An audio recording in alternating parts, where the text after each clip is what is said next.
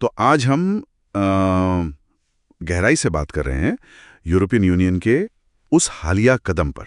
जी, जिसके तहत कुछ भारतीय कंपनियों पर वो प्रतिबंध लगाए गए हैं। हाँ। पहले ये देखते हैं कि ये प्रतिबंध है किस पर, निशाना कौन है। जानकारी ये बताती है कि निशाना साधा गया है उन भारतीय रिफाइनरियों पर, हाँ, जिनमें या तो रूसी कंपनियों का कुछ हिस्सा है, उनका निवेश है, या फिर वो बड़े पैमाने पर रूसी कच्चा तेल लेकर उसे रिफाइन कर रही है। अच्छा, तो ये तो सीधा कनेक्शन हुआ रूस से। हाँ, लेकिन यहाँ एक दिलचस्प पहलू है जिस पर स्रोत बहुत जोर दे रहे हैं। वो क्या? मतलब इन्हीं रिफाइनरियों से जिनसे रूसी तेल आ रहा है, यूरोप काफी समय से और खासकर पिछले कुछ महीनों में सस्ते दाम पर रिफाइंड उत्पाद खरीदता रहा है। मतलब डीजल, पेट्रोल वगैरह। हाँ बिल्कुल, डीजल, पेट्रोल, ये सब। बिल्कुल। और देखिए, स्रोतों का तर्क इसी बात पर टिका है। उनका कहना है कि अगर ये भारतीय रिफाइनरी यूरोप को कम दाम पर ये ईंधन न देती तो यूरोप की अपनी अर्थव्यवस्था, जो पहले ही ऊर्जा संकट से जूझ रही थी, महंगाई वहां बढ़ रही थी, उस पर और भी गंभीर असर पड़ सकता था। हाँ, जाहिर है, ईंधन महंगा मतलब ट्रांसपोर्ट महंगा, और फिर हर चीज महंगी। तो एक तरह से ये जो एनालिसिस है वो ये इशारा कर रहा है कि भारत से जाने वाले इस सस्ते ईंधन ने यूरोप में महंगाई को कुछ हद तक काबू में रखने में मदद भी की। तो मतलब स्रोत ये कह रहे हैं कि यूरोप एक तरफ तो अपनी जरूरतें पूरी करने के लिए इन्हीं पर निर्भर था। हाँ। अच्छा। और अब उन्हीं पर प्रतिबंध लगा रहा है, वो भी रूस कनेक्शन की वजह से।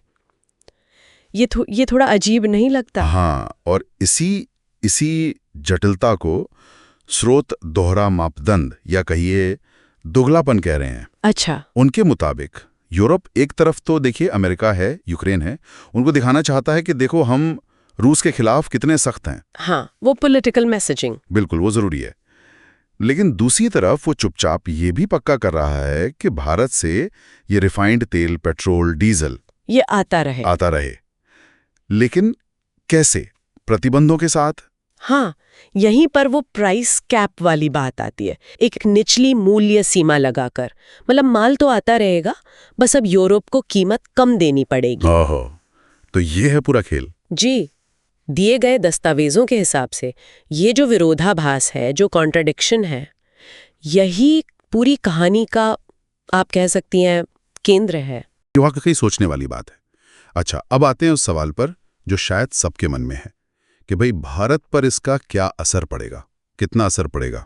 क्या ये कोई बड़ा झटका है हमारे लिए? हाँ। देखिए, जहां तक भारत पर असर की बात है, तो इन रिपोर्टों का जो निचोड़ है वो ये है कि एकदम से कोई बहुत विनाशकारी असर शायद ना हो। अच्छा। हाँ, लेकिन भारत के ऊर्जा क्षेत्र को और उसकी जो ग्लोबल इमेज है उसको एक डेंट जरूर लगा है, एक धक्का तो है। एक अनिश्चितता तो पैदा होती है इससे। बिल्कुल। भविष्य के निवेश के लिए, व्यापारिक रिश्तों के लिए एक सवालिया निशान तो खड़ा होता है। लेकिन स्रोत ये भी मानते हैं कि भारत के पास इससे उभरने के और जवाब देने के वो रास्ते मौजूद हैं। और वो रास्ते क्या सुझाए गए हैं? मतलब स्रोत किस तरह की जवाबी कार्रवाई की तरफ इशारा कर रहे हैं? मुख्य तौर पर 2 रणनीतियां बताई गई हैं। पहली तो ये कि यूरोप के साथ जो हमारी मुक्त व्यापार समझौते यानी FTA की बातचीत चल रही है। हाँ, वो जो फ्री ट्रेड एग्रीमेंट वाली बात। जी, उसमें और ज्यादा मजबूती से मोलभाव करना, अपनी शर्तें रखना। यहाँ बात सिर्फ ये नहीं कि जो नुकसान हुआ उसकी भरपाई हो, बल्कि इस स्थिति का फायदा उठाकर उन सेक्टर्स में बेहतर डील हासिल करना जहां भारत का पल्ला भारी हो सकता है। इसे एक रणनीतिक मौके की तरह इस्तेमाल करने का सुझाव है। समझ गया। मतलब ये सिर्फ एक रिएक्शन नहीं बल्कि एक प्रोएक्टिव मूव, ताकि आगे चलकर ऐसे दबावों से बेहतर निपटा जा सके। बिल्कुल। और दूसरा रास्ता क्या बताया गया? दूसरा रास्ता है डिप्लोमेसी का, कूटनीति का। अच्छा। ये पक्का करना कि यूरोप के इस कदम के पीछे पीछे दूसरे बड़े देश, खासतौर पर अमेरिका, वो न चल पड़े। हाँ, अगर अमेरिका भी ऐसे प्रतिबंध लगा दे तब तो मुश्किल बढ़ जाएगी बहुत ज्यादा। तो डिप्लोमेसी के जरिए इस मामले को यहीं तक सीमित रखना और अंतर्राष्ट्रीय मंचों पर अपना पक्ष रखना कि भाई हम अपनी ऊर्जा सुरक्षा और आर्थिक हितों को प्राथमिकता देंगे, ये साफ करना जरूरी होगा।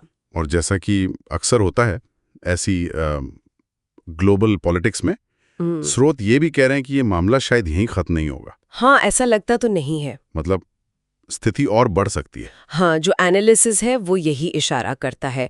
माना जा रहा है कि भारत शायद चुप न बैठे, कोई न कोई प्रतिक्रिया जरूर देगा। अब वो प्रतिक्रिया क्या होगी, ये देखना होगा।